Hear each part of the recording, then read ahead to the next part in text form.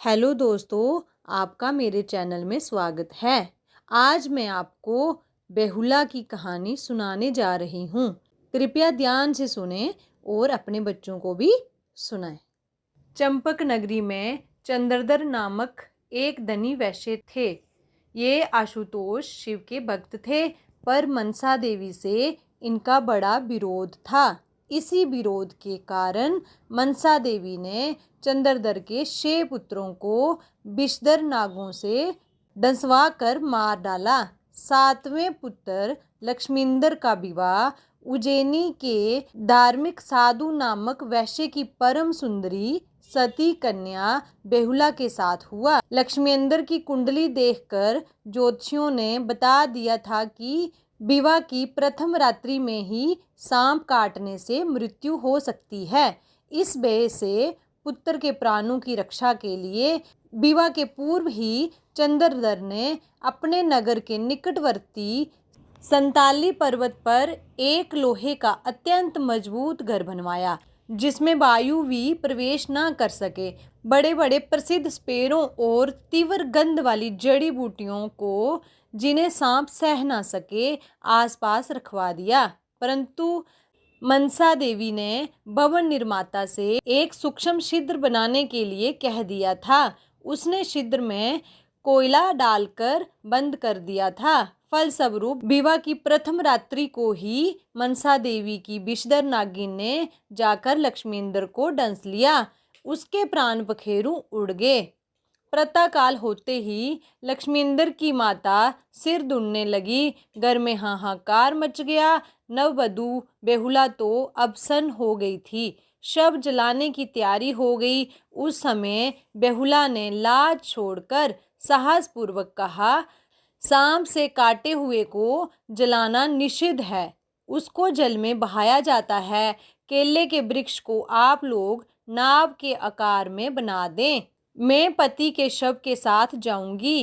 केले के वृक्ष की नाव तैयार हुई। लाल साड़ी एवं सिंदूर धारण कर बेहुला पति की लाश अपनी गोद में लेकर नाव पर बैठ गई। बेहुला ने पूर्ववासियों से कहा, स्त्री का धन, स्त्री की गति पति है। पति नहीं तो स्त्री का जगत में जीवन में कुछ नहीं। इस कारण मैं जीवन धन के साथ जा रही हूँ।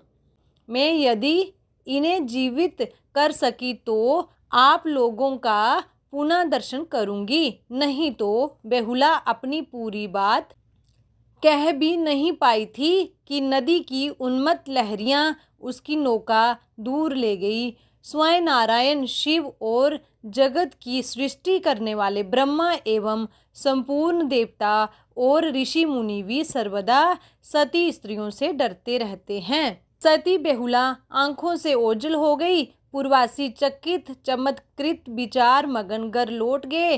पति की निर्जीव देह लिए बेहुला नदी की धारा में बहती चली जा रही थी।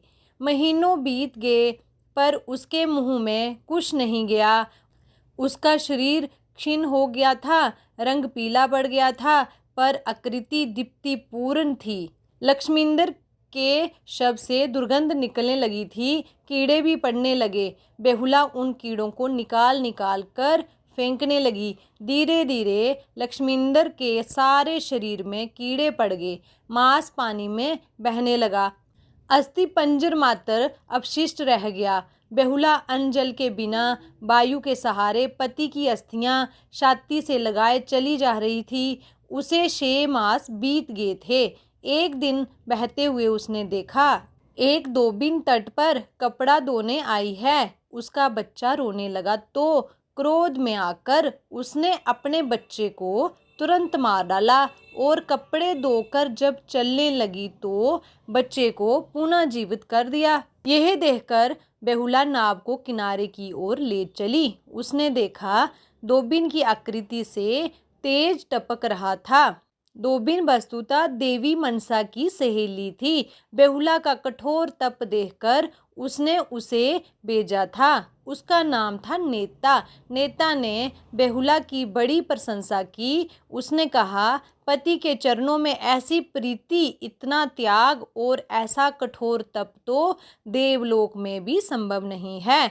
तुम मेरे साथ देवलोक में चलकर अपने नृत्य से महादेव को रिझा दो, तो तुम्हारे पति जीवित हो जाएंगे। बेहुला के मन में आशा नाच उठी। उसने कहा, प्राण दंड के लिए मैं नरकाग्नि में भी प्रवेश करने के लिए प्रस्तुत हूँ। नेता उत्तर सुनकर चकित हो गई और आदरपूर्वक बेहुला को देवलोक ले चली। बेहुला के पति देव की अस्थियां उसके वक्षस्थल से चिपकी थी। नेता के आयोजन से देवगण एकत्र हुए। बेहुला अपने प्रियतम लक्ष्मींद्र की स्मृति से उन्मत्त होकर नृत्य करने लगी।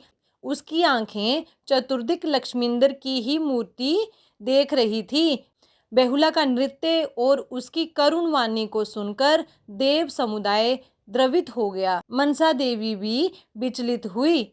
सती बेहुला, मैं तुमसे पराजित हो गई। आज बहुत दिनों के बाद सावित्री की भांति तुमने भी अपने मृत पति को जीवित कर लिया। बेटी, तुम्हारी पति भक्ति देखकर मैं तुम्हारा सौभाग्य सिंदूर लौटा रही हूँ। तुम्हारी कीर्ति धरातल पर अमर रहेगी।